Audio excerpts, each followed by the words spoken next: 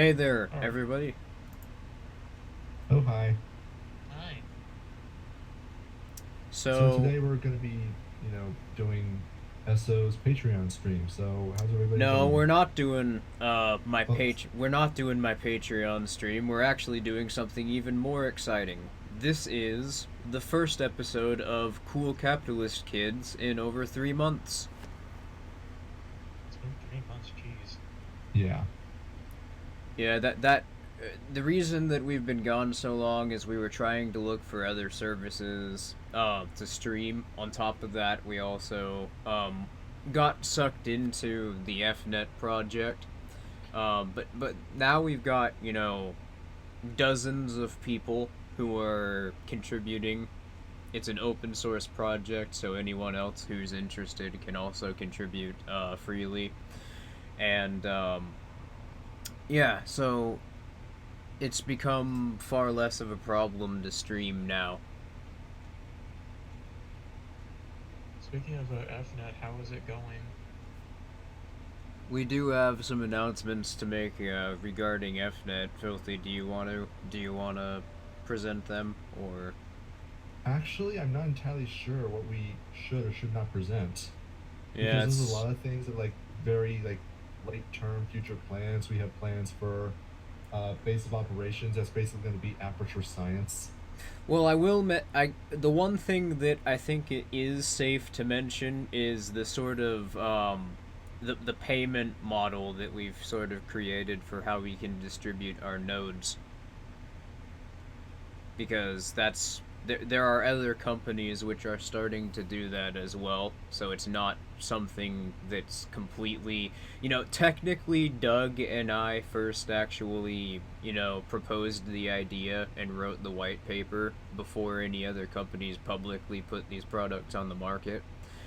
But yeah, it's not a revolutionary idea. I mean, it's out there, but it's just barely being talked about. But anyway, so what previously would have been the biggest challenge to actually, what I thought of at least, and I'm pretty sure everybody else involved thought of as the biggest challenge to widely distributing FNET would have been the fact that it has all of these amazing selling points, but it would require us to sell nodes essentially, which, for those of you who don't know, a mesh network node is essentially it's essentially like it's a small router like device, except instead of connecting to an internet service provider, it allows you simply with electricity to operate as a node to connect to the internet, and allows anybody else using your node to connect to the internet freely. And that's sort of how you have to have a decentralized internet, or a decentralized protocol like what we're creating. But yeah, the problem with that is, making these nodes is not going to be free, and that sort of, we before now we were seriously downplaying that part, because yeah, that's sort of, that would turn a lot of people away. It would, I mean, I could just sort of see how the media would present that to try and scare people off. Oh, look, you've got this small open source team of developers making these grandiose claims, and they want you to get rid of your router, your ability to connect to the internet for some box you don't know works. Yeah, they would exploit that risk associated with this completely new, revolutionary ability to connect to the internet, and that would probably end up turning a lot of otherwise, potential users away.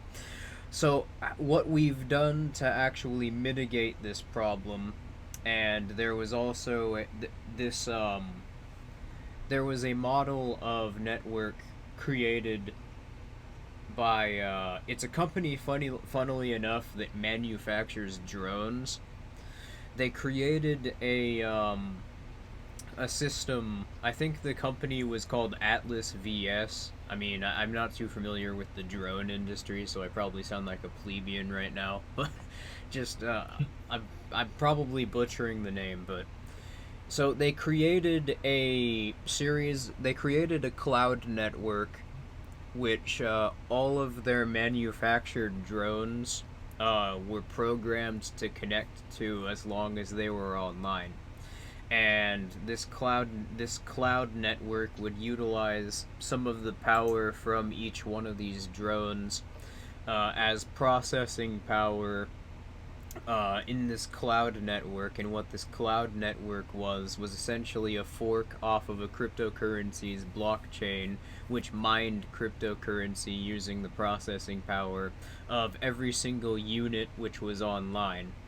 And the more units are online, the more processing power is dedicated to mining cryptocurrency. But basically, what this does is it would allow anyone who actually manufactures any electronic product or application or programs an application online to program their application or product so that it can connect to one of these networks. And at, it would allow them to essentially profit, but with no actual direct cost to the consumers. So essentially, this is going to allow us to give away these nodes for absolutely no direct cost to the consumers.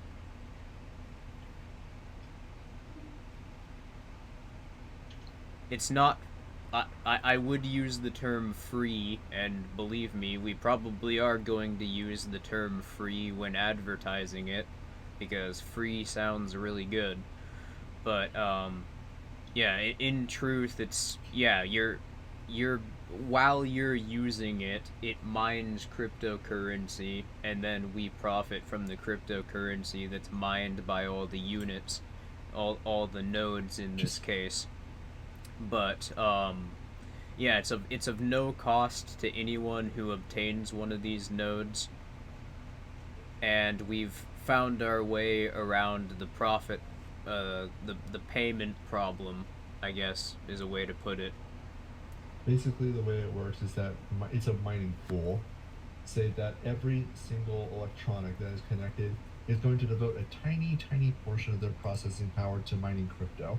So as a result, you have like thousands, tens of thousands, hundreds of thousands, even millions of devices mining crypto for us. This is how we get paid, and of course the cost to the consumer of getting one of these boxes, installing it onto their devices is going to be nothing. At least nothing to them. Well, I mean, maybe electricity, but they'd be running.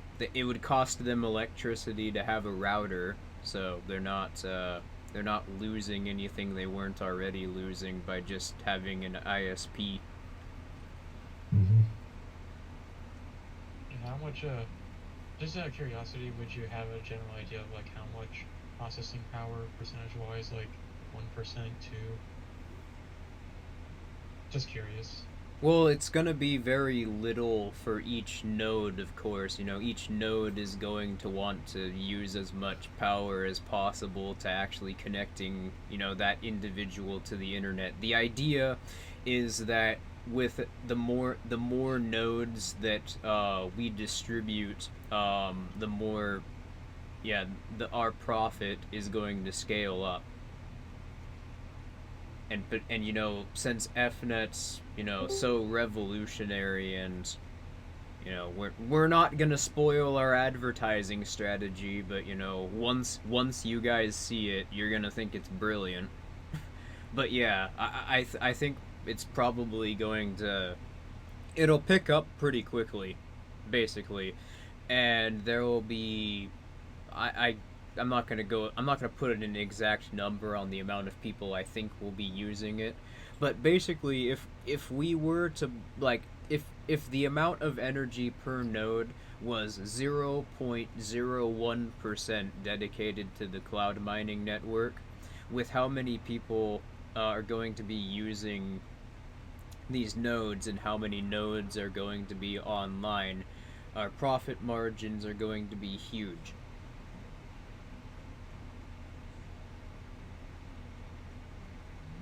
And Zachary asks, how would the mining bit work while protecting people's privacy? Well, it doesn't send any of their. I don't see how that has anything to do with privacy. Well, what I mean though, so I probably worded that terribly. I don't see what that, what risk that would create to someone's privacy. It just uses some of the processing power from each node, and then it mines cryptocurrency. The cryptocurrency is then distributed to a fixed series of addresses specified by the network, pre-programmed into the network, which is obviously going to be all of the devs involved in the project. More importantly, it's like this isn't necessarily going to be a monopolized process. I mean, we're nodes. going to be releasing our source code, so in theory, someone else can create their own network, so they can have other people mine cryptocurrency. Well, exactly, and I mean, if you're thinking that the nodes are going to send your information to the network, and we're somehow through the network going to get your information. I mean, if that's the case, you seem to be forgetting the fact that the node doesn't have, IP addresses aren't really a thing at this point. It's just a node. A node address is a it's just one address. So even if we were able to obtain that address through the network, it wouldn't give us any information. Well, it'll give us as much information as you're willing to put onto your own node. I'm not really. I could just straight up say I'm not really interested in anyone's personal information, but that's not really a good argument. That's not a good argument for consumer security. Well, how am I gonna know that you're not collecting my information? Well, I'm not interested in that. Yeah, okay. I'm sure Zuckerbot said the same thing. Since you're asking us to prove a negative? Yeah, I'm sure Zuckerbot said the same thing a couple hundred times. But yeah, I'm sure he's not interested in collecting that individual person's information. If you're watching this stream, odds are you're cynical towards human motivation, because it's entirely self-interested, and unless there is some sort of means by which people can be held accountable, through competition in this case, and without in the absence of a political rule. That's why everyone here is an anarchist. But yeah, if they can't be held accountable, they're just sort of going to do whatever they want, or whatever is in their interests, which is whatever they want. Mm-hmm. So I understand the skepticism. And obviously you should be skeptical. But yeah. I mean, people are going to look at this and think like this is too good to be true. Mostly because like the kind of technology that we're looking to integrate into a single package, it's Internet 3.0. I don't mean to say that to sound like I'm exaggerating, but the amount of industries that are going to be thrown out, completely made obsolete because of this, yeah, it's going to ruffle some feathers, I'll put it that way. We should probably say something, we should probably, we should make that point more clear once we're actually putting stuff out there, and once we're actually making more announcements. I mean, I suppose this is an announcement, so... And it's a revolution. It's a revolutionary payment model. I mean, it's not just sort of us talking about how we'll profit. I mean, that's not really exciting. But think about all of the applications for this. There are so many industries where not only is obtaining resources not going to be of any direct cost to the consumers, but it's actually going to be a competitive disadvantage to have direct costs now. Imagine a lot of games and game Yeah, distributors are going to be able to put out their games for free, and exactly. That's originally what that's the reason Doug and I originally designed the white paper that was detailing this model of network in the first place, because I think everybody else recognizes the problem right now in the gaming industry created by all these licensing laws, which sort of allow these really rich AAA developers to just sort of do whatever the fuck they want because they have no competition. Um, yeah, but yeah, they Just have look at all that. these as a result of the current system. You have all these pay to win shenanigans. You have but yeah, I don't think I need to go into detail about that. But yeah, this would essentially get rid of all that, and that's why this is such a revolutionary thing. It has broad application for just about every industry, except hmm maybe and more important. Sorry. industries which detail specifically uh, not are focused specifically on mining rough minerals or just resources. But anyway, holy fuck, we've spent the last half hour talking about the payment model for how we're gonna distribute our nodes. I mean, Ultimately, it is an excellent question because I can imagine people are going to be asking, well, what's in it for you? How do you profit off of this? And naturally, like I've been wanting to make a profit out of this from the beginning. Now, my motivations are ideological, but I would like Uh, to make money off of it. yeah, I'll just go ahead and say I wasn't in the same. Like, I wasn't really initially interested in material profits. I saw that this was probably, I first saw this as it was going to cost me quite a bit, but I was, the psychic profit that I would derive out of putting this up, and like with the crypto UBI system I designed, the sort of profit that was inevitably going to give me in return, I saw it as being a worthwhile investment. But yeah, now it doesn't even really need to be a cost to us initially. I mean, of course, there's going to be the cost in creating the nodes to begin with, but if we have even 100 nodes active at any given time, those are some decent returns. hmm And you don't even have to have them switched on and like have them used. You just have to get them plugged in somewhere. yeah, it will do its thing. Oh yeah, and that's how a payment model is going to work. So, anyways, I think we should get to some of the topics we were going to discuss. Okay, Should we go just on? Should we go on an extra hour because of the first half hour was just technical difficulties and talking about the payment model. I think that we should. Uh, This is a I mean, we good. can go on. It's a joyous occasion because everybody's favorite stream is back. Oh boy. Yay! yeah. Yeah, that now after So, saying that, I don't feel right saying that, but okay. I don't think anyone here is I too mean, offended, or at least I hope everyone here is not too offended. that I Yeah. assumed this was their favorite stream, but okay. I Anyway, mean, it is probably one of the best streams that's not on YouTube. Yeah. Now So then, let's.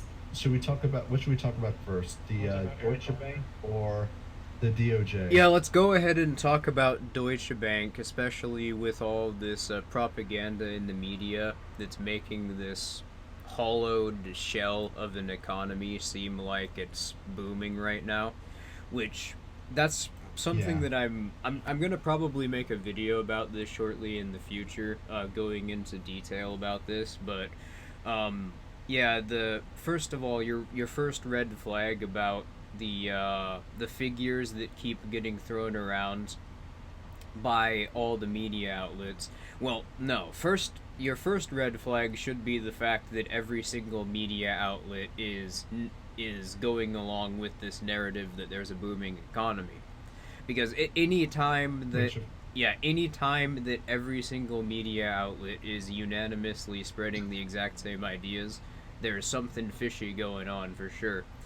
But yeah, And of course, the truth is that we've never actually recovered from the 2008 economy, but they wanted to be able to Well, pat Obama on the back for we never bringing us out of the recovered. Great Recession. We never recovered from the 1971 recession, I would argue, but that's that is a whole video for another time. But yeah, Other bubbles have been created in other industries. yeah, that's more or less why I would argue that. And you can see It's this in the distribution between spending and actual productivity, often misinterpreted as a gap between productivity and wage growth. But anyway, so what I would argue, what basically the media has been putting out all these amazing these job growth figures, and yeah, the second reason you should be skeptical about the growth of the economy is that the figure they keep throwing around is GDP. All of them, they say, well, there's a great GDP, but I mean, anybody who knows what GDP is knows that GDP is only a measurement of spending. So if you recall that GDP does measure government spending, and I remember during the Obama administration, it was like the government spending accounted for 25% of GDP. well, it's not just that it measures government spending as well, and yeah, the government spending, because we're getting so late in our debt cycle, and because the government has to expand more in order to sustain itself. Of course, spending's going up, but yeah, but that's the thing. When we have so much more debt in the economy right now, that so GDP going up, that also that's just empty spending. There's no correlation between the amount of spending which is going on and the actual amount of resources which are being generated and wealth in the hands of more people. I would argue a better measurement of growth would be like the Human Development Index. That's what like real economists use. But basically, any economist who's not a Keynesian or modern monetary theorist. and that's Although it's basically the same thing, so. well, I mean, modern monetary theorists are. Well, there's not really a difference in principle. They're just dumber than Keynesians.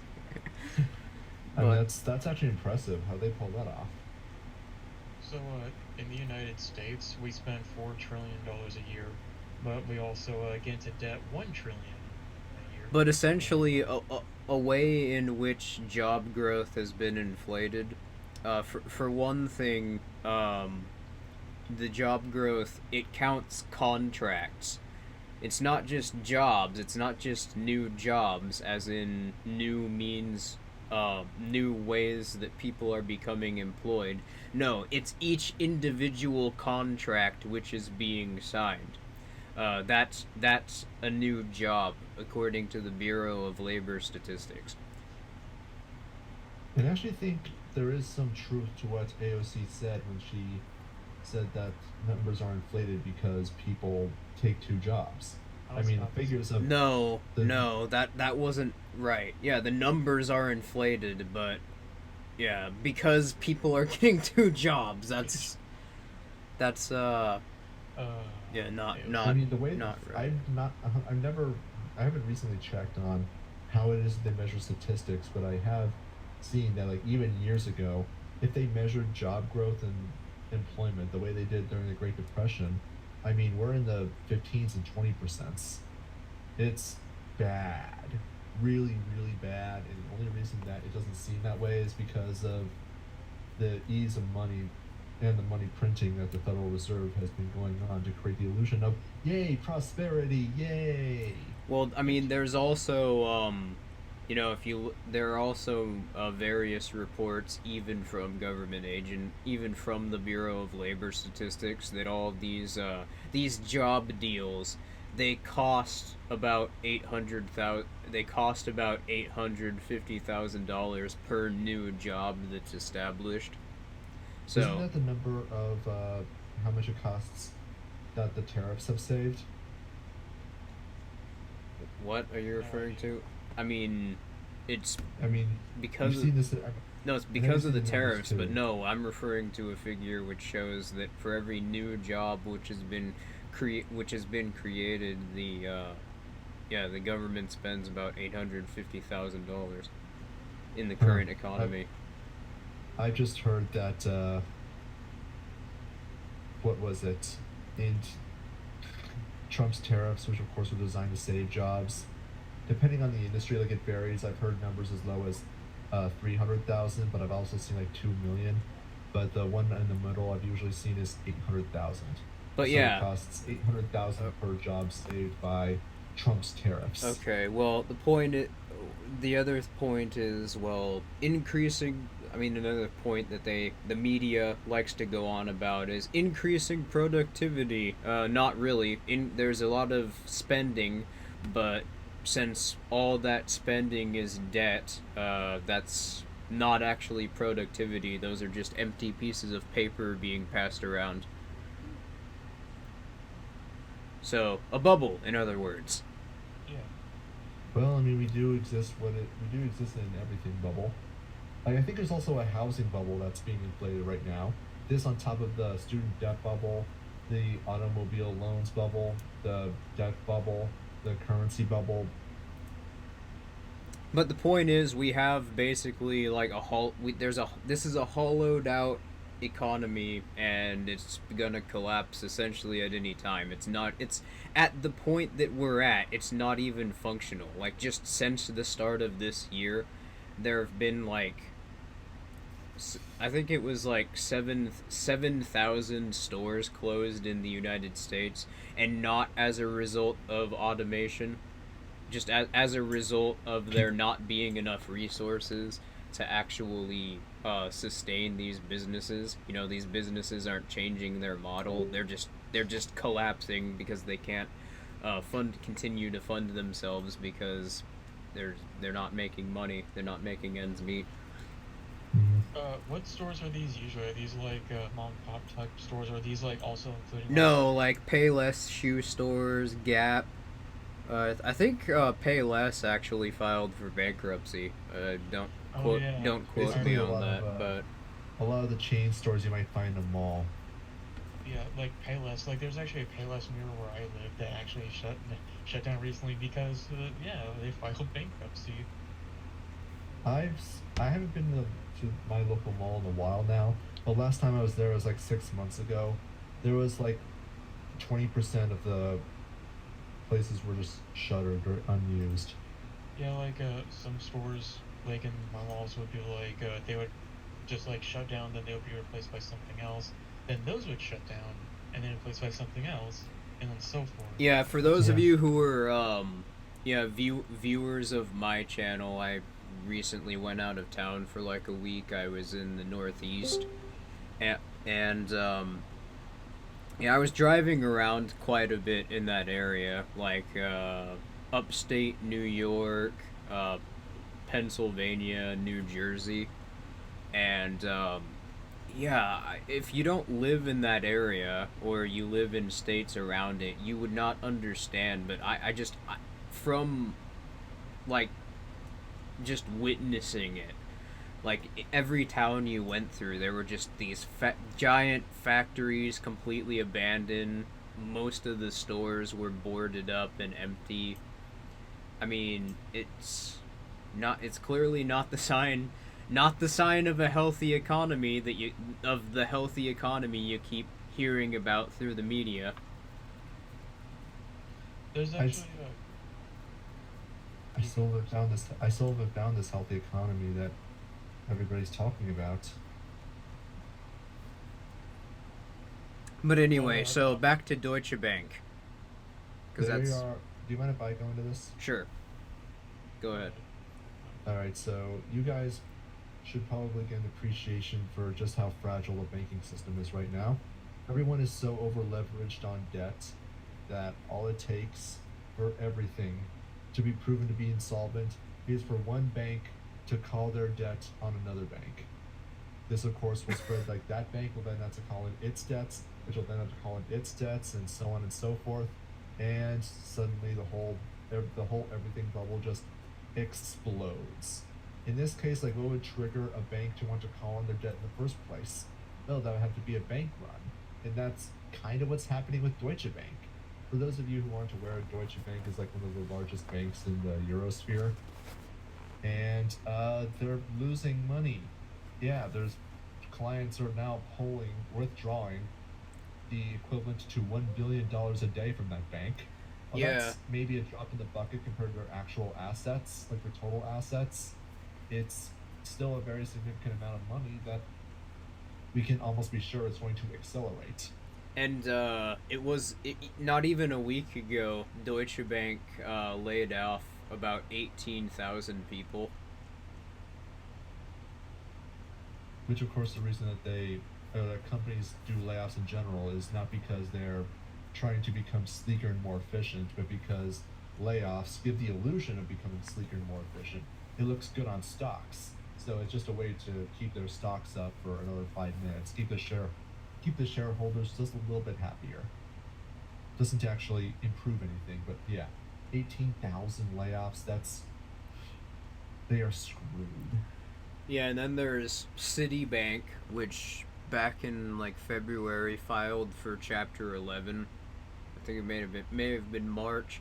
I mean, what we're seeing right now is essentially the collapse of the banking system. It's very slowly starting to pick up, but since about the start of this year, it's been happening.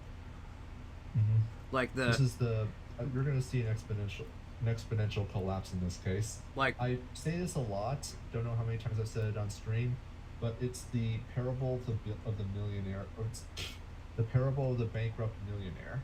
So a millionaire comes out of his mansion, and he's bankrupt. The people have foreclosed on him, and this guy is walking by, sees all this happening, sees all this stuff being repossessed, and this millionaire being left with nothing but the clothes on his back. He goes up to him, just says, "What the hell happened? How'd you lose all that money?" Because, of course, he's an ordinary guy. He can't conceive of being able to lose that much money. The millionaire simply replies, first very slowly, and then very quickly. This is what's going to be happening to the banking sector. Things are going to be slowly getting worse. And then you'll wake up one morning, Deutsche Bank closes for business. Yeah, can somebody in the server post the "It's Happening" meme in general, because I know you guys can't see it, but that's what my screen is on right now while we've been talking, is just the chat in Discord. So if anyone wants to post any funny memes, I mean, they're gonna get on stream. Let me try to find it. Yeah, here it is. But yeah, that's where we're at right now.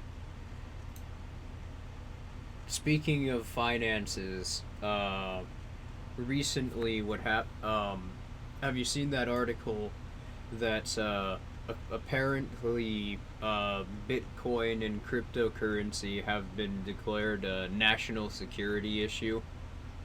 I saw the headline, but I didn't get a chance to read the article.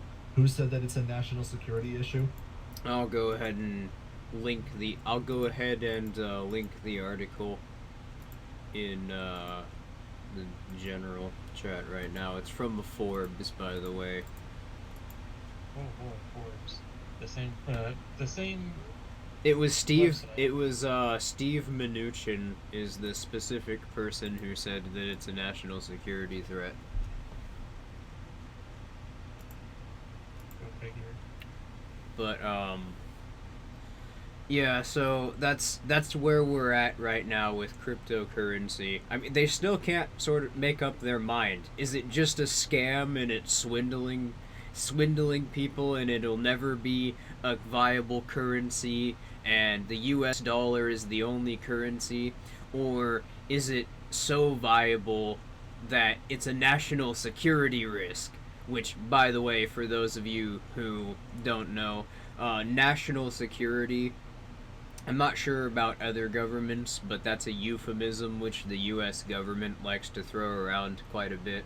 Whenever something challenges the government's interest, they throw around that term because in government education and through the media, the U.S. government particularly likes to throw around this narrative that we are the nation. Every single person is the nation. So when they throw around the term national security, because they've built this sort of framework around how people view the civic structure and how they view their place in the civic structure.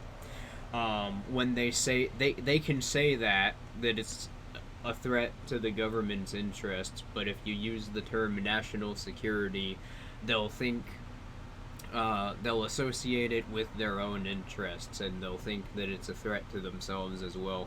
It's basically a way that the government has found that they can explicitly say um, yeah, our interests are being threatened by something, but yeah, it won't give it won't give any of the dissenters any ideas. Now, for those of you wondering, Steve Mnuchin is the U.S. Treasury Secretary. So, yeah, kind of an important guy with the states. And this comes after Donald Trump said that Bitcoin is based on thin air. Well, obviously Of it's course, not. Obviously it's not, because you're saying it's a national security threat. I mean, it's funny. It's like I can probably hear the Fed chairmen in the other room just like chuckling, looking at each other nervously. Who's going to have to tell Trump that the dollar is based on thin air? Oh, he probably knows. Well, no, it's not. He doesn't probably know. He definitely knows. That's why they're operate under the assumption that it knows. Yeah, everyone, especially in the executive branch of the government, so the branch which is making most of the decisions on a federal level, yeah, they definitely are aware of anything that's going on. Not just making all the decisions on a federal level, but making all the decisions in relation to like the CIA, all the media's propaganda narratives that are being put out, and the association between the Undersecretary of State and the Council on Foreign Relations. It's yeah, they totally know everything that we know. They're definitely aware of.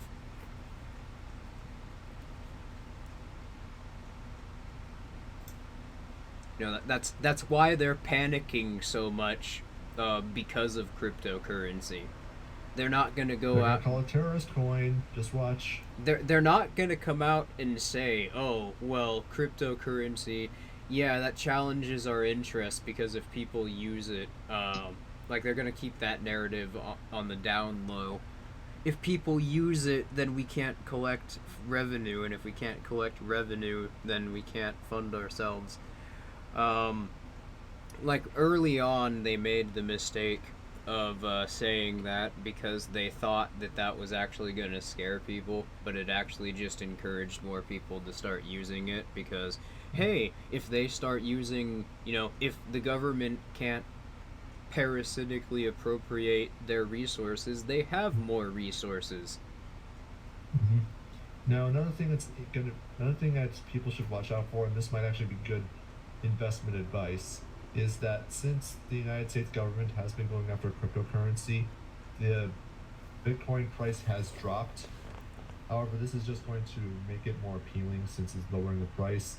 More people who will be interested in Bitcoin are going to buy it at the lower price. So it's going to increase demand, especially since the prospect of a US government ban on crypto is going to make the possibility of future scarcity even more appealing to speculators. Also, So Yeah, I'm expected to skyrocket soon. Some good advice to anybody trading on centralized platforms.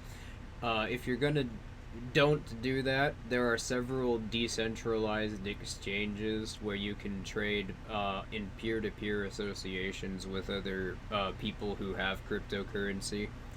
But if you're going to use a centralized exchange, have at least 3 accounts.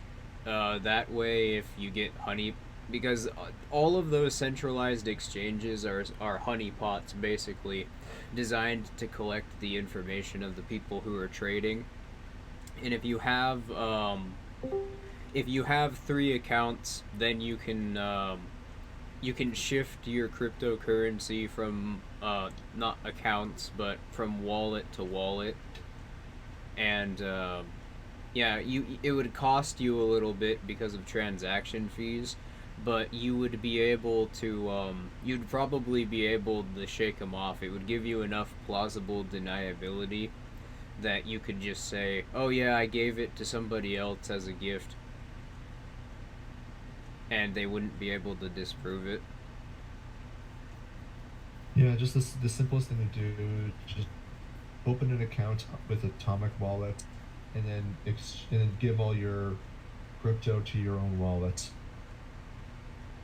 Have multiple That's wallets that you can shift all your resources around to in the event that you might get honeypotted. Yeah.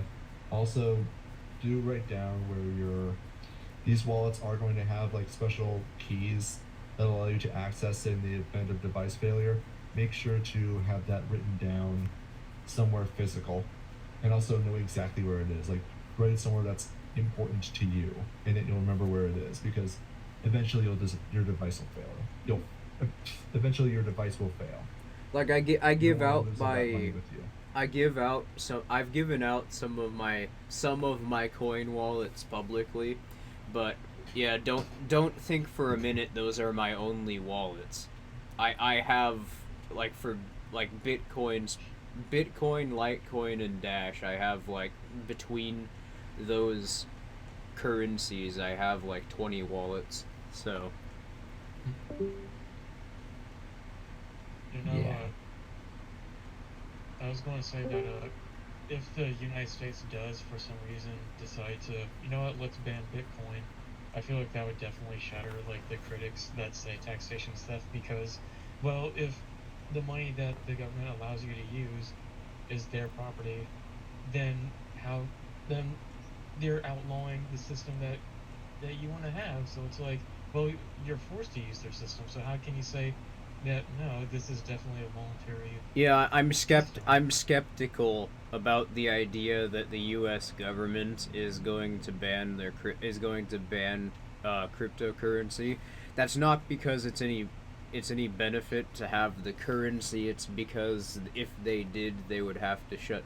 People would stop using the centralized exchanges, so they would stop being able to track some unwitting people. It would actually Typically, it's the sorry. it would actually benefit the counter economists more for them to ban it, because that would also drive the value of it way up. So more people They're would just start screwed either way. exchanging. Typically, it's not the United States government's modus operandi to outright ban things. They'll try to regulate it, they'll try to tax it, they'll try to restrict it. Of course, like, all that's gonna fall flat, but you're gonna have a whole bunch of people who are just like, well, if the law says I have to pay taxes on my bitcoins, then darn it, I should do it. Even though It's not going you to can be just enough, not though. do it. Material profits are a stronger incentive than psychic profit for most people. Mhm. Yeah, there's gonna be really dumb people who are going to do it, Not and enough like a to lot of the save. companies that are accepting Bitcoin are also gonna pay taxes on their Bitcoin earnings. Yeah, not enough to save the state, though. Oh no, they're screwed. And all Yeah, that like crypto that does get trapped in the state's hands, that's just gonna drive the scarce. That's just gonna make the one that's in private hands more scarce and therefore more valuable. crypto's just essentially a ticking time bomb for them. Like they're just screwed. they're screwed. They're screwed. There's nothing that they can do, and it's amazing. I mean, I like the guy who put the gif of the "It's happening con 2." Run happening con 2, people. Yeah, stuff's not collapsing yet, but it's, the footwork towards everything, the system just completely collapsing is, we're basically, we've taken off for sure. If we were to think of it as like a wheel rolling, it's definitely started rolling. And I think it's gonna happen. I think we're gonna wake up one morning and it's happening. I don't know if it'll be, waking up to find that it's happening, or if we'll just be sort of like, if everybody will be just sort of living a normal day, and then all of a sudden, people around them are like, turn on the news, it's happening. But it's gonna be, the day that it happens is gonna be interesting. I mean, even the Fed admits that there's probably going to be a market crash. That's what the St. Louis Fed said around like the fourth quarter of this year to the first quarter of next year, because they keep driving interest rates lower and lower. It's not terribly difficult to make that prediction simply because, well, it's inevitable. I mean, you can just look at past historical events. We're technically overdue for a recession. Well, like I've said, I mean, I would argue that the boom bust cycle, the bust is it's not the economy returning to, a median, point of development, because for the last 50 years, there's been a manipulated credit rate. There's debt, but there's no actual accumulation of resources. So this has been decades coming.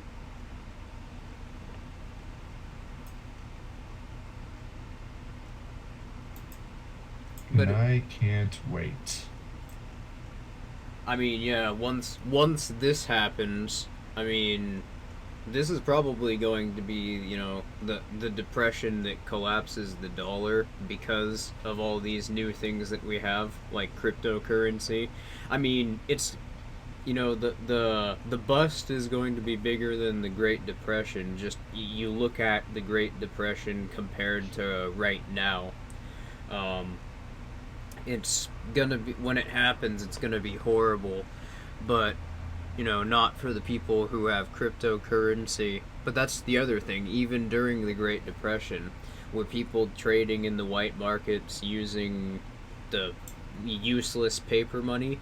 No, they were trading in gold, and so many people were trading in gold that that the government had to sign Executive Order 6105 to have the U.S. Treasury confiscate everyone's gold. I mean, otherwise, if it wasn't for the fact, if cryptocurrency existed in 1933, the government wouldn't have been able to do that. The state probably would have collapsed right there. Oh yeah. And we're in sort of we're approaching the exact same sort of situation, except everybody's going to be trading with an asset that the U.S. government can't confiscate because they can't track it, and they can't they can't effectively. That was the problem with gold, is that in order for people to get gold, most people got it from gold traders or banks, and they didn't have encrypted ledgers yet, so most of these all these places basically had a record of who had gold and who didn't, which is what the US government at the time used to confiscate everyone's gold. But here, there's no such thing that exists for cryptocurrency, and there can't be. I mean, there is nowadays. That's only because a lot of centralized exchanges like Coinbase allow you to buy crypto directly with your bank account, which is also the reason why you should get that over to Six. another wallet It as soon was as possible. Executive Order 6102, not 6105. But Yeah, whatever. that's- The point is, there's an executive order in 1933 where the U.S. government confiscated everyone's gold because so many people were trading under the table with gold. In response to the depression, that the U.S. government was actually losing revenue because of how many people were trading in the gray and black markets. My point was that the exact same thing is going to happen here. It's just that this time the U.S. government can't do anything about it. They'll try, but it won't be that effective. Remember, stay away from the cities. Stay away from the cities, definitely. You know, Just- Filthy, a while back you did say to get like gold and silver. Like, Yeah, with I that like still- in mind, would you still? Yes, definitely. The one thing about like gold or silver is that crypto's value is going to skyrocket in the following the collapse of the dollar, but so will assets such as gold and silver. And of course, that can also be exchanged in goods and services. Oh, and for those of you who don't know, or for those of you who aren't in my main server, I haven't uploaded a video in like almost 10 days now. I'm working on an essay series right now that is gonna be pretty awesome. Like I'm sure everybody in here is gonna love it. But anyway, what I was gonna say about that is yesterday. I don't know how many of you are familiar with Peter Schiff, but he is some guy who claims to be, well, he's a personality that claims to be an Austrian economist who he talks mad shit about cryptocurrency. Like, just it is obvious he has no idea what he's talking about, and he's been like debating people, quote unquote. And when I describe debating in quotes, why I say that is because it's very obvious he's hand picking people who know probably even less about cryptocurrency than he does. Like the CEOs of venture capital firms who happen to trade in cryptocurrency, or the executive of a bank. Not anybody who's actually coded a cryptocurrency or actually knows a whole lot about it and specializes in it, or even an Austrian economist like maybe Tom Woods, who's who's demonstrated some knowledge on the subject. But yeah, so he recently got put into a corner by his audience on Friday, and he said that he was going to have a live debate with people who argued that cryptocurrency was the future, was better than gold.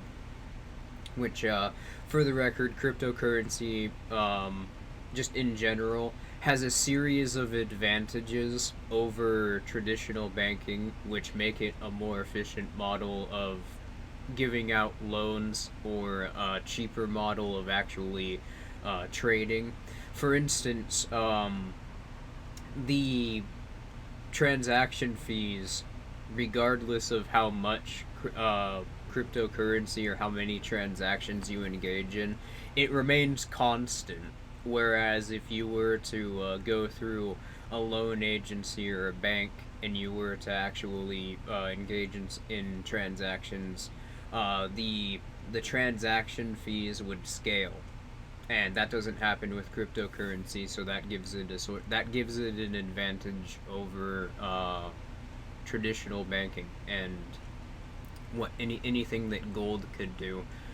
That's just one example, but anyway, so he was gonna have people call him up and try and convince him that cryptocurrency was better than gold or was going to change the world. And he was hosting this stream on Monday.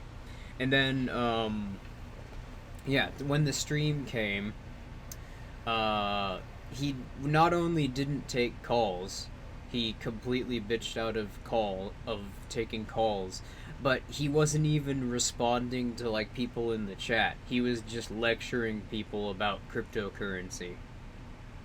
And when I say he has some his takes on cryptocurrency, for those of you who aren't familiar with Peter Schiff, when I say his takes on cryptocurrency are hot, I mean like just nuclear boomer tier autism. Like, well, He thinks that cryptocurrency is a they bubble.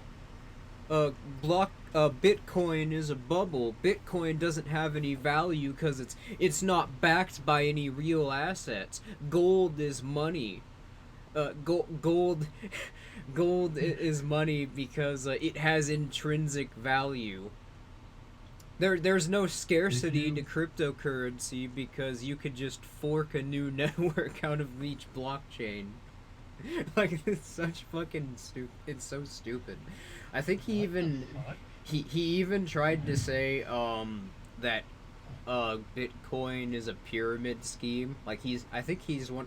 I might be confusing him for Joseph Stiglitz because it's the same sort of stupid argument. But yeah, I think he said something similar.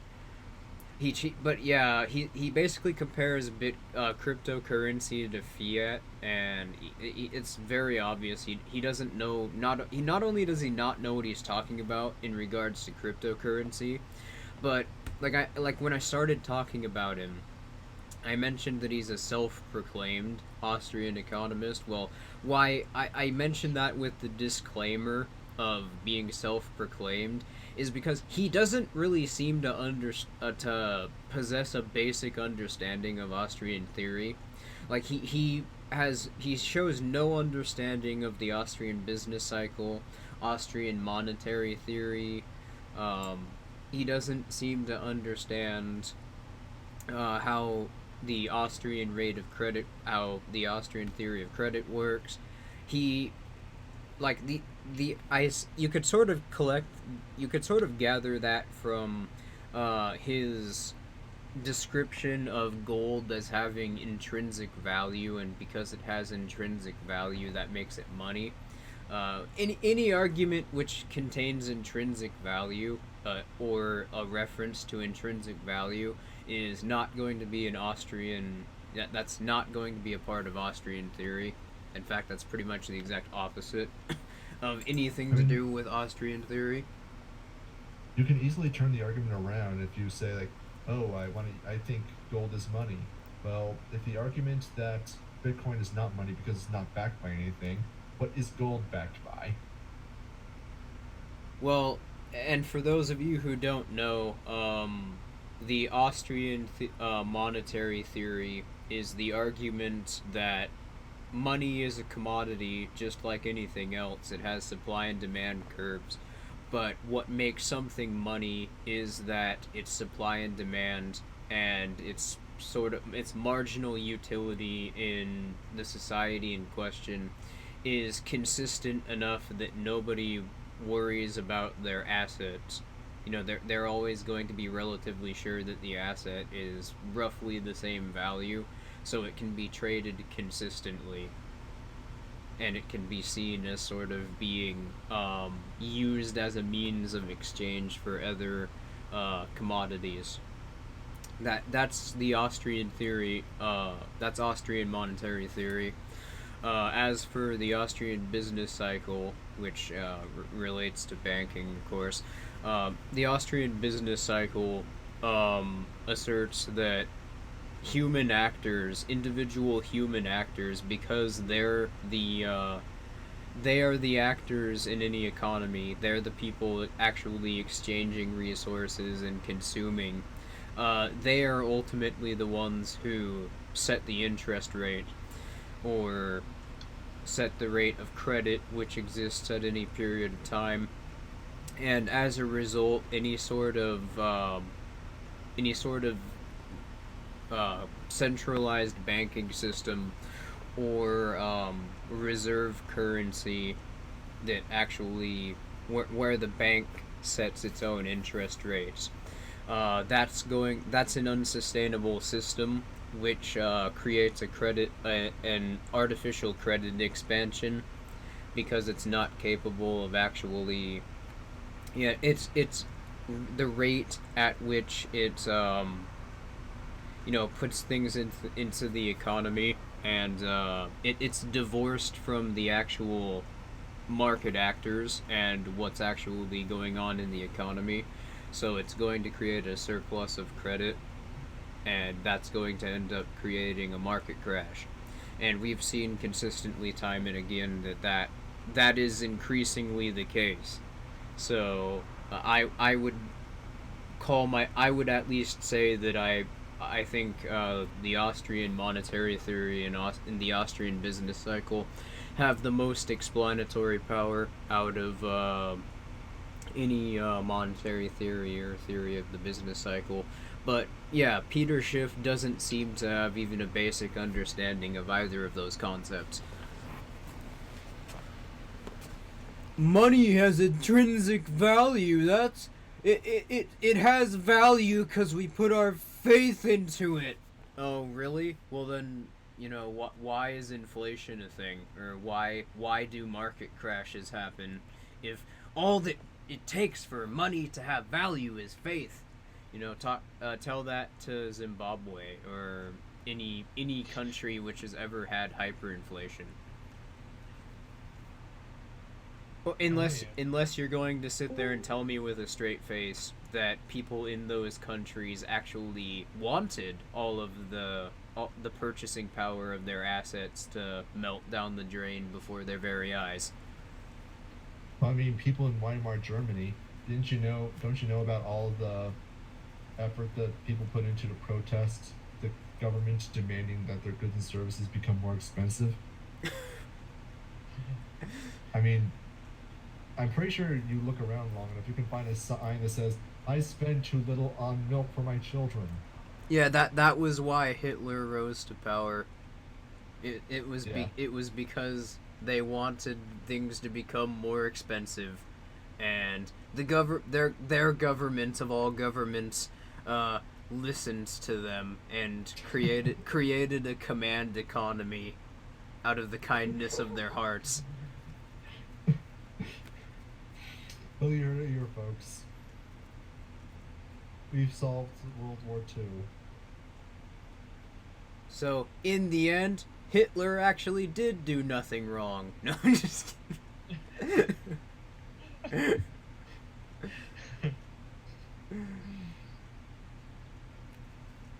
But, yeah, so are we gonna get to the last story now? Or the last couple of stories? I mean, they're sort of connected to each other. They're cockroach stories. Yeah. So, I'll just talk about this first. So, anybody remember Eric Garner? Now, I know there's a whole bunch of names floating around on victims of police brutality.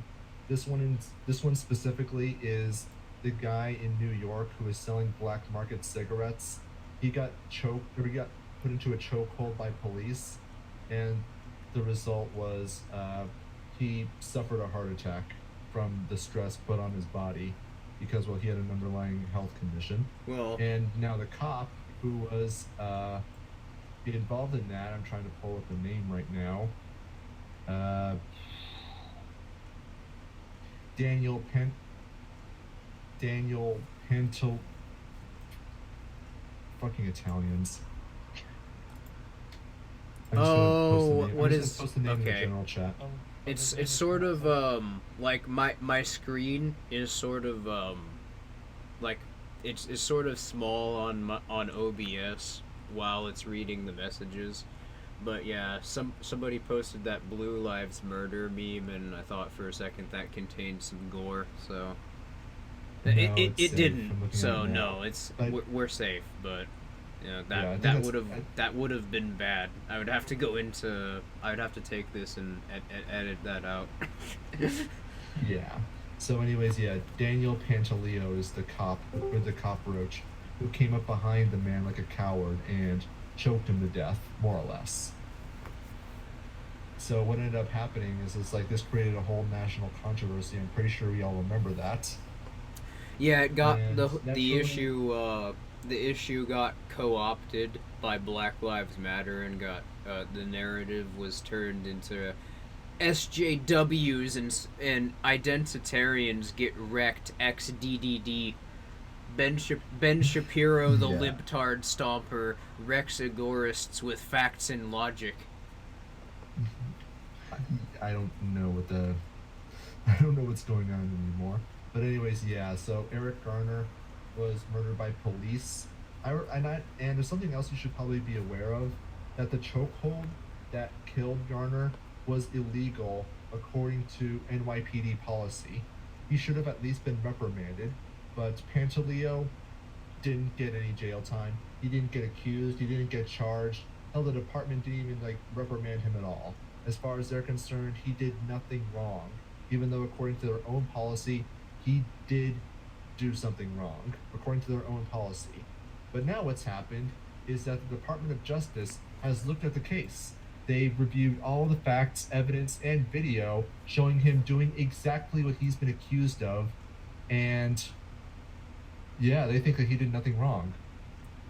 Well, it's not that they think he did nothing wrong. It's that, well, the court system is run. The court system is run by the same organization which runs the police, and I mean, typically, yeah, sorry, continue. they waited enough time where they thought that it wouldn't be controversial to not do anything and just sort of let this guy go back to being a normal cop. So yeah, they just figured, oh well, it's not going to cause enough social unrest for us to actually reconsider this. Let's just go ahead and let him back. Let's not only not give him any jail time, but let's give him his position back. Nobody's gonna lose their jobs. Nobody's gonna lose their paycheck. Guarantee you, this guy, if he wasn't already getting basically a paid vacation, is gonna get back pay.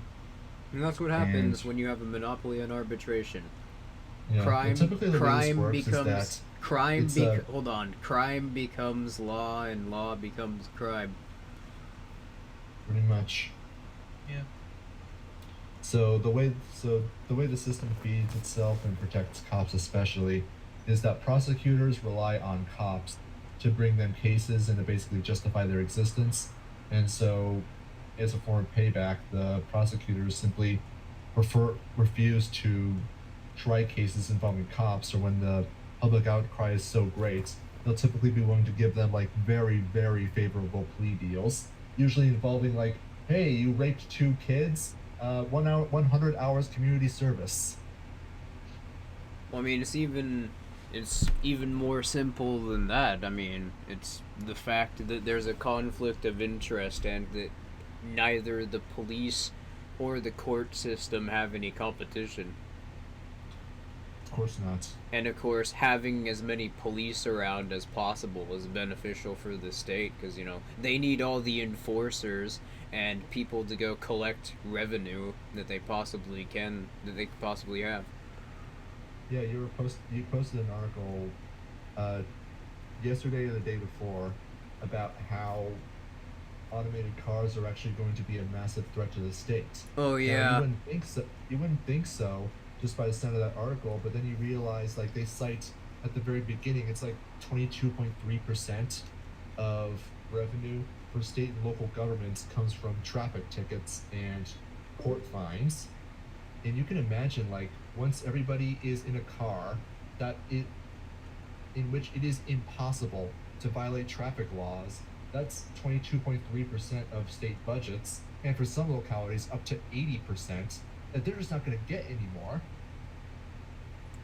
Yeah. Now, Well, apply that that now information now you know why the mainstream media fearmongers so much about automation and specifically autonomous vehicles. Very much so. That said, the 22.3%, you can see why we have so many cockroaches, why they're allowed to do whatever the hell they want. It's ultimately about money and about collecting resources. As far as they're concerned, you gotta crack a few eggs to make an omelet. Of course, that egg happens to be your skull and your kneecap, and more often than not, your dog. Or a bullet going through the brain of some girl who's handcuffed. That's an actual story, by the way. I'm not just making that up. Some Yeah, we girl, talked about Yeah, we talked about that on an earlier episode. Some Yeah, girl basically committed a girl was able suicide. to shoot herself through the. Yeah, She was able she to, with shot her hands herself. cuffed behind her back, reach for the cop's gun and then shoot herself through the mouth. She shot herself. Yeah, she shot herself through the mouth while handcuffed, and the state said that she committed suicide. Which Yeah, months later likely, it turned out likely story. bullshit. I mean, it was obviously bull crap from the beginning. It was. And of course, you have things like qualified immunity, which says that if the government official has a reasonable excuse for acting the way they are, then they can't be sued. Though, of course, reasonable is entirely determined by the state, so that's essentially that's as arbitrary of a definition as hate speech laws, the basis on which those are enforced. You can find footage on YouTube of like cop chases where like the cop will be like swerving left and right in a road and hit like other pedestrians' cars, but he'll have that immunity so he doesn't get in trouble. Like I remember seeing one clip where this dude hit like 3 pedestrian cars, like just or civilian cars, whatever you want to call them, 3 of them like in a matter of seconds, and that dude got away with it. I'm like, dude, imagine if that was like someone's like my car. Like I drive a Mustang and it's actually modified. And of course, if something happens to it, insurance doesn't cover it. So imagine if a police officer trashed your like car he's been working on, and they're like, "Oh yeah, we don't have to pay for it." There's a video on YouTube as well of some Vietnam vet getting pulled over by a cop, and then they get into a shootout. It's dash cam footage, and then the guy actually the guy actually wins against the cop, and I was pleasantly surprised to look into the comment section and see more people rooting for the guy that got pulled over than the cop. Good. But anyway, speaking of police departments just sort of pulling their classic cheese tactic of biding their time and waiting for the controversy to die down and thinking that people aren't going to be as outraged about just going along business as usual after a cop does something which sparks a lot of outrage. You all remember Philip Brailsford, right? The psychopath. Yeah, I want to talk about this because this kind of thing is near and dear to my heart. All right. Not because it affected me, not because I ever knew any of these people personally, but because it was kind of the thing that threw off the last any illusionments I had with the state, or the idea that the cops are the good guys. Like I kind of knew that intellectually at the time, but here just like, yeah, now I understood emotionally. So what happened is that like in 2016, I forget the exact date, there was a phone call to police because in a hotel room on the 5th floor, there was a report of a silhouette of a gun sighted. Now, mind you, in Arizona, in Maricopa County, it is legal to have a long gun, so no crime was being accused of happening, but people in the pool were afraid like, oh crap, he's gonna start shooting people. So the police department called a squad of 5 guys, go over to the hotel room, and then demand that they get out. Some woman, whose name I never got, and Daniel Shaver exited the room with their hands up. The woman was made to crawl on her hands and knees to police custody, and of course they got super aggressive when it was Daniel Shaver's turn to be successfully recovered. Now, on the video dash cam, or on the body cam footage, you can see like he's on his hands and knees, he's begging for his life. The sergeant, whose name I don't recall off the top of my head, was shouting all of these ridiculous and contradictory orders for him to like get on the ground, put his hands on the ground, put his hands back up, do the do-si-do and turn yourself around because that's what it's all about. And what ended up happening is that like when they finally got around to getting him to crawl on his hands and knees towards the police, rather than rushing up to him, cuffing him, or tasing him to subdue him, or doing anything that would involve not killing him but subduing the possible suspect, they got him to crawl over, and when his shorts started to droop and he reached over to pull him, like Philip Brailsford just like fired 5 rounds into him, just killed him instantly. No, it wasn't his shorts falling down. He lost because I think he was drunk if I recall correctly, so Yeah. he was sort of like off balance, and he fell forward, like he was top heavy and he like fell forward, and when he like fell forward again, yeah, that's when he unloaded a bunch of shots into him and killed him. Yeah. Well, And of course, the police department looks at this. His superiors saw it and thought it was a good shot. The when he was finally brought up on murder charges, which quite frankly, it's amazing that he was brought up on murder charges at all. They they decided like, hey, he didn't do nothing. He's a good boy. But of course, there was so much national controversy that Maricopa County Police Department ended up firing him anyway.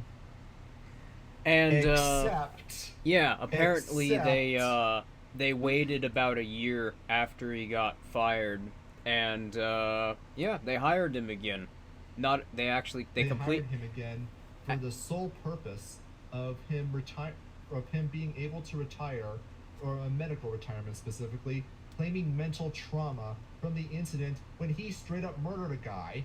He says he has PTSD, but I think in this case, PTSD stands for erection. You can actually look up the video. It's still up in quite a few places, and you can hear him getting giddy under his breath, like, "Hey, you're fucked." Keep in mind, the guy who was barking orders was not Philip Brailsford, it was a sergeant. Yeah, you can hear the camera. The guy whom the body cam belongs to was Brailsford, and yeah, you can hear him under his breath getting excited about it. So I made a joke last night when somebody linked that story. I said he has PTSD, and then I sort of did that meme where the letter equals an acronym, and I just wrote P equals erection, and then TSD.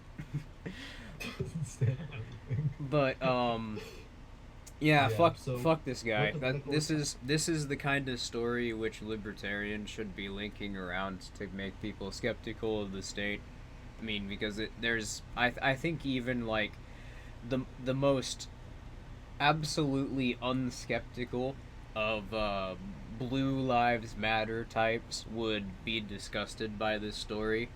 And I don't even know what's more disgusting. I mean, I think it should go without saying, just based on the context, that he didn't get any jail time.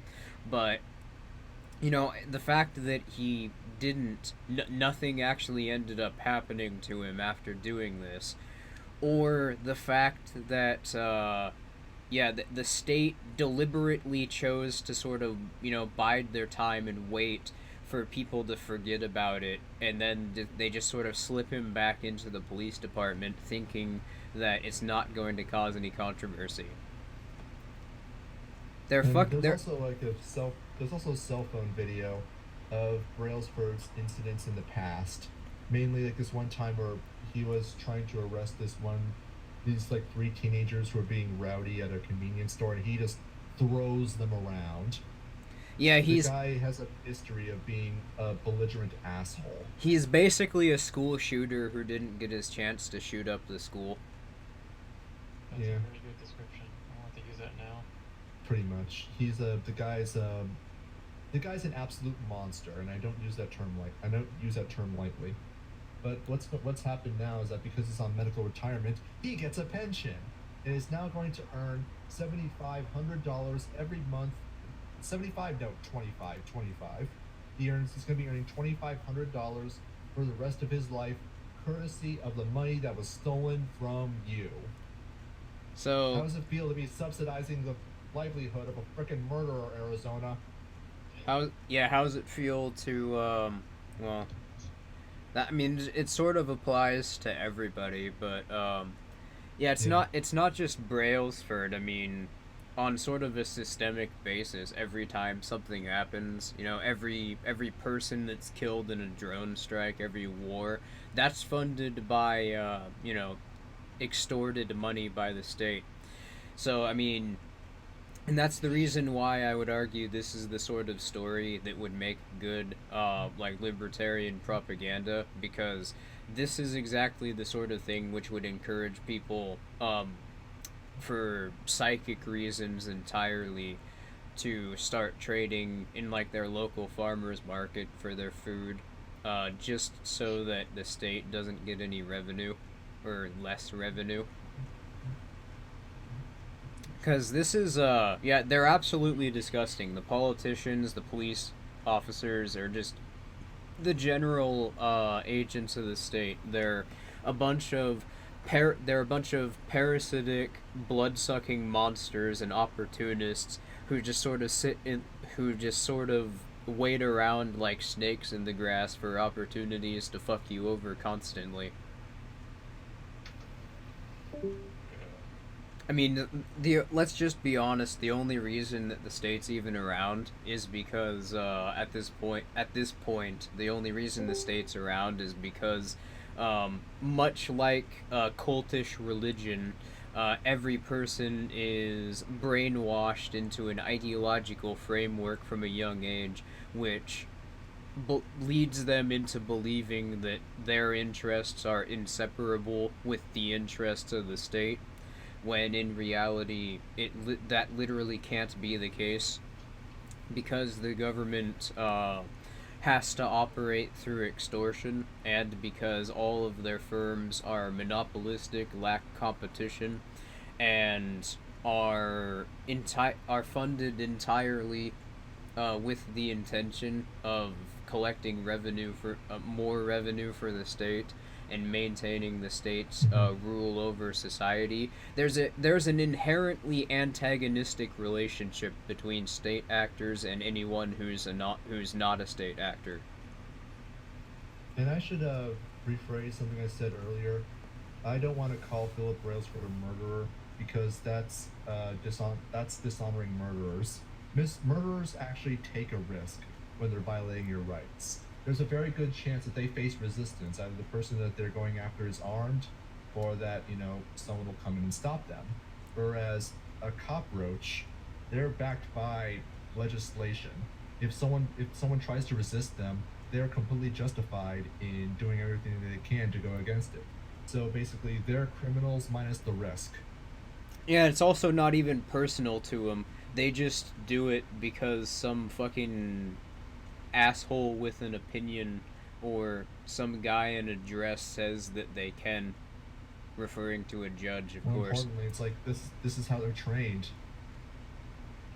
Yeah, I'm that's gonna go so. into in my I mean, part two video, at least in my part with two video on cops, like I'm gonna go into how it is that police are trained. Suffice to say, like it's no surprise that you have people who are ordinarily like, kind, decent people to come out as monsters. Like I remember reading an article about what I was how gonna Philip say Brailsford though. was like this.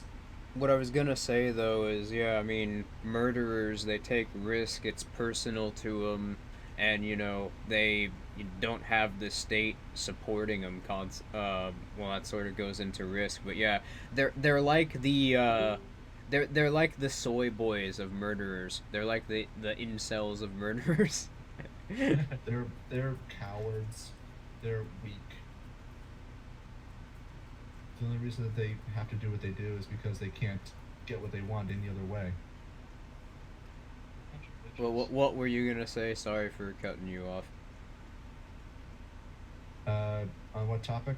Well, you were talking about your next video on police. You're making a second part to your last video about police and how they're trained. Yeah, basically I'm going to go into how it is that they're trained, and once you understand how, like, it's no shock that this kind of stuff happens. Everything that they do kind of makes sense because they're actually trained to be sociopaths. I remember reading an article a while ago about, like, it was kind of a bio on Philip Brailsford before he became police, and it's like this guy was just a good person in general. Like he was a pillar of his community, kind, charitable, prominent member of a prominent Mormon. Oh. And then he goes into the police department, and he just becomes a monster. What the hell? I know what happens, but it's kind of shocking, like the kind of transformation it can do to someone. I don't know if this kind of thing was always in him, or he just didn't have the willpower to withstand the kind of indoctrination he was thrown into. I seriously wonder because like there are some people that like when they leave that industry, they're just like, "Whoa, I'm glad I'm out of there," because it's pretty fucking dark with the shit that happens in there. I mean, I was actually reading an article as part of my research for this video, and I found a story of I forget the name of the town, but it was in West Virginia, of a police officer who was a former Afghan veteran, goes over to respond to a domestic issue, and he finds that there is a man with a gun standing outside the woman's house. And of course, the woman is terrified because it's her ex. He sees the gun, he pulls out his gun, he's just like, "Drop the gun, sir, drop the gun." And he is just like very casually, just sort of like, "No, man, I'm not gonna drop the gun, just shoot me." He is like very calm, very lackadaisical, probably drunk, but it's very clear like this is an incident of suicide by cop that he is trying to pull off. And then what happens is that the woman calls 911 again, calling for more help, and saying like the gun is not loaded. The gun is not loaded. The magazine is empty, or there's no magazine at all. He's trying to get killed by cops. Just please come over here and help him. And so this cop, this former Afghani veteran, knows what's happening right away. He can tell this guy is not aggressive at all. He is telling the man just like, "I'm not gonna shoot you, man. Just put your gun down." And he's begging to be shot. Then backup comes. A few more cops come, and they just start pulling triggers right away. The guy's like dead before he hits the ground. And so what ends up happening to this cop, this Afghan veteran who had too much trigger discipline? Oh, he got fired. And he got harassed by the police department, if I recall correctly. Yeah. So, I mean, people are going to be wondering, like, where are the good cops? Well, the good cops are the ones that got fired. What was the name of that Tennessee town that refused to go along with quotas, and as a result, the town just fired the entire police department? There are a couple of different towns that have done that, actually. I mean, there are at least 100. I looked that up, but yeah, there are a surprising number of towns that don't have a local police force. For that reason? Well, also because they're small enough that the local governments can't collect enough revenue for it. Yeah, I remember actually when I was living in Virginia, I remember living in a town with like 100 people. I'd be surprised if they had a police department because it's like there's nobody there. 100 people? Alright, it was well, a tiny town. Damn. I'd hate to disappoint everybody, but I'd say that this is a good point to drop off. Yeah. That's fair So, enough. thank you all for watching. It's good to be back. I mean, I don't know how many times we're going to record our streams like this, but I mean, depending on feedback, we might do it a bit more and, watch this server blow up. Anyway, I'll see you all next time.